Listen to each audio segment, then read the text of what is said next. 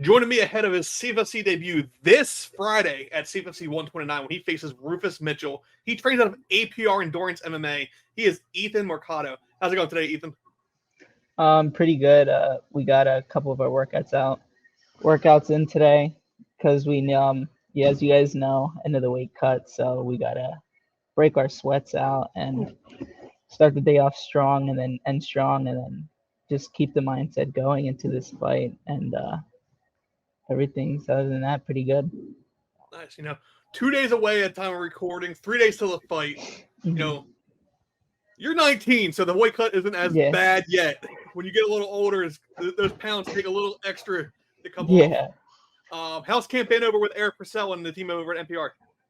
Everything's been good so far. We have a very good team, good bonding experience. Everybody's committed to it. So we have a lot of good guys coming into the gym wanting to fight and get better overall. Nice. And your previous two fights have been under the Art of War banner, both at Valley Forge. So that's been your home turf for your two fights so far.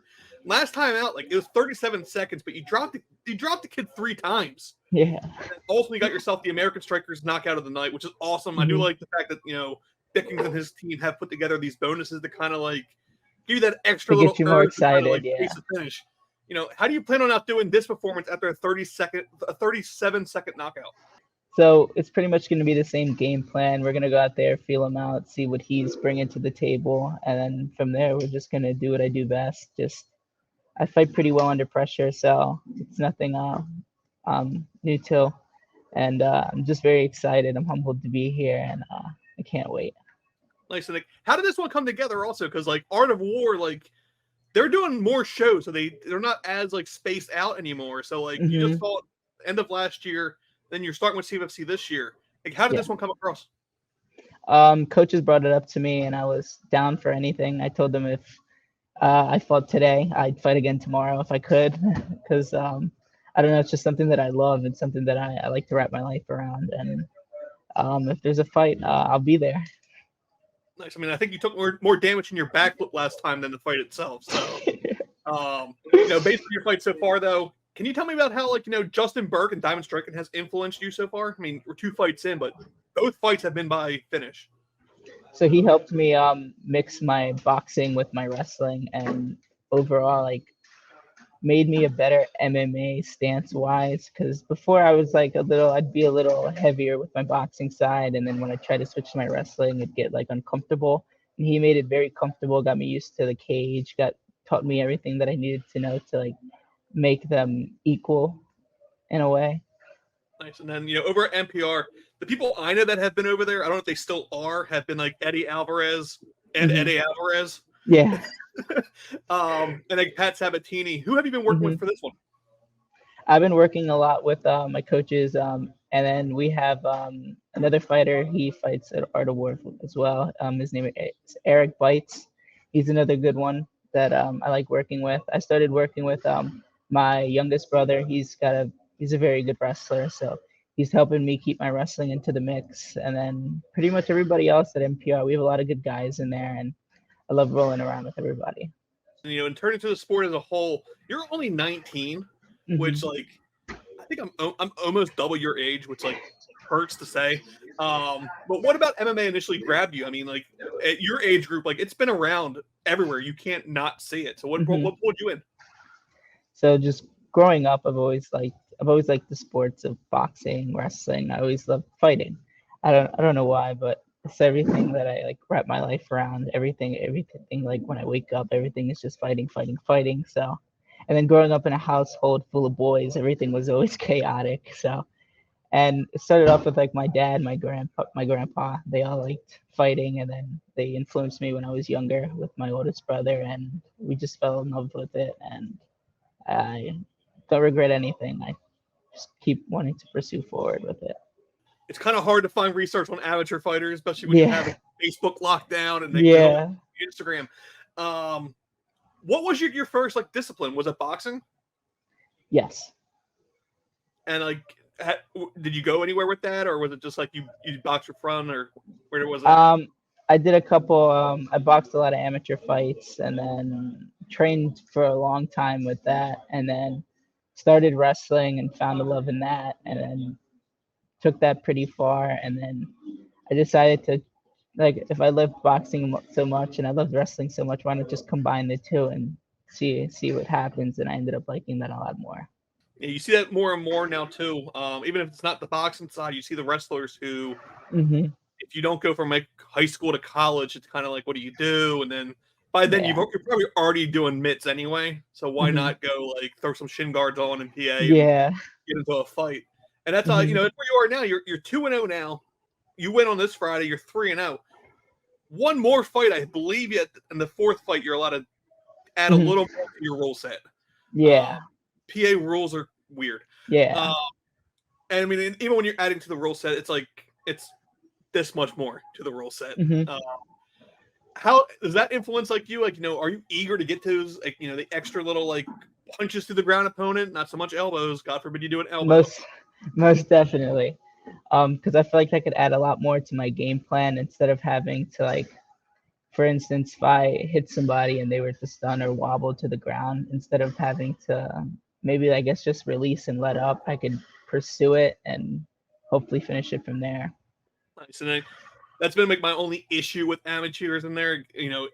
On your end, I think it's beneficial. You have a lot of striking in your arsenal. The grapplers, like, you're kind of screwed. It's kind of hard to work on the ground with like leg guards up your entire shin. Yeah. Yeah.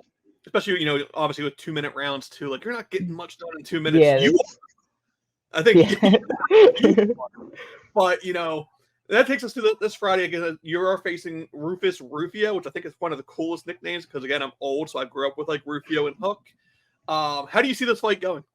We're pretty much just prepared for anything. If he wants to keep it on the feet, I'm more than welcome to keep it on the feet. If he wants to take it down, we'll see what happens down there, and I'm more than prepared for anything that happens. So I just can't wait to see what he brings to the table. Nice. Are you eager to see a second round yet? Like, do you want more time yet? Everybody keeps telling me, Ethan, I'm paying so much money for a ticket or for the pay-per-view. We want to see the second round. Yeah, it's like, see, again, like, I grew up with like the end of Mike Tyson's career, and that's how it was. Like, you had to watch the prelims at the time because like his fight would be 10 seconds. Yeah.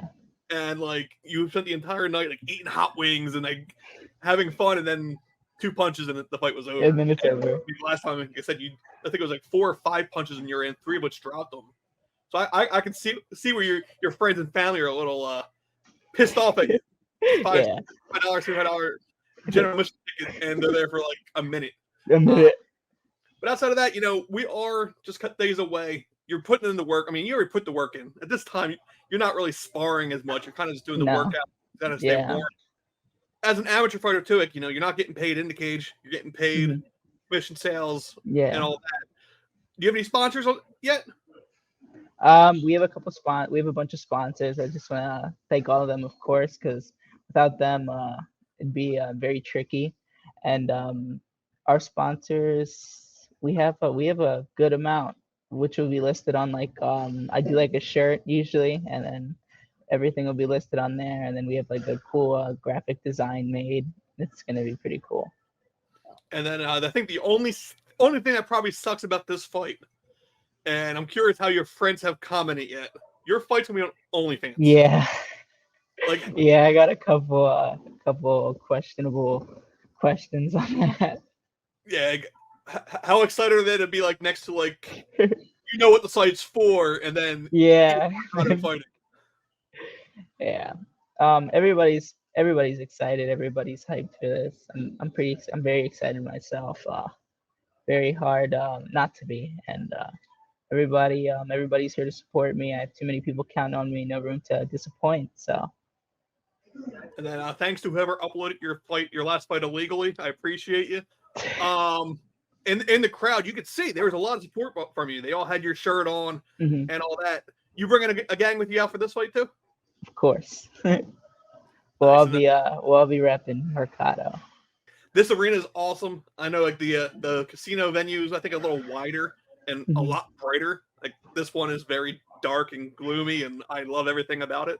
It feels like the ultimate fight destination because it's just if you were older, you would understand the more of the wrestling side of things. This Mhm. this venue has so much history. But as far as that, I'll pass the mic to you. Feel free to shout out anyone that you have. If you want to shout some of the sponsors, we want to keep it hidden until the banner is on OnlyFans. Feel free. Otherwise, friends, family, whoever else is supporting you, feel free to give them a shout out. Mike's all yours.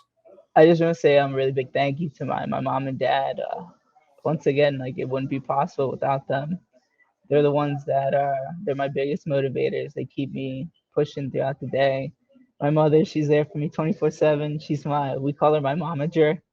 She's a very big support, and my father, he's there with me every day at practices. There's not one practice where he won't be there, and if he's not there, he'll like as soon as I get home, he makes me like break it down everything that we did. He likes to be so involved, and it's like he may not see it now, but like it's it's what keeps me moving, what keeps me motivated with everything right now. And of course my brothers are also my my role models. I look up to them, they look up to me. We try to make the best out of each other.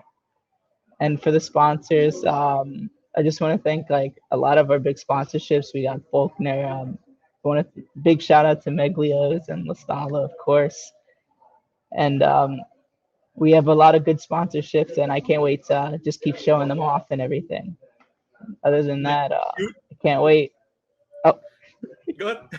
You would think at 50 plus interviews in, I'd have this down a little bit. I also meant to ask you who's coming with you for the corner.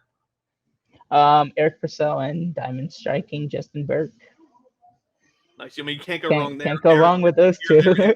Justin is up and down, Pennsylvania as a whole. I've seen him even at shows that he's not cornering. He's kind of hiding in the corner, keeping an eye on things. So that's the skill on Friday. I'm going to be there. I just locked that down today. I was up on the fence if I was going to be there or watching on OnlyFans and Fight Pass. Great though. If anyone's like, I'm not going to OnlyFans, find another way to stream it then if you can. The amateur portion of this card is actually pretty stacked. It's actually really fun. Minus the limitations that you understand that you have all no elbows, no fun stuff. Yeah. But yeah, best of skill. I look forward to it. Thanks for the time. Of course, thank you.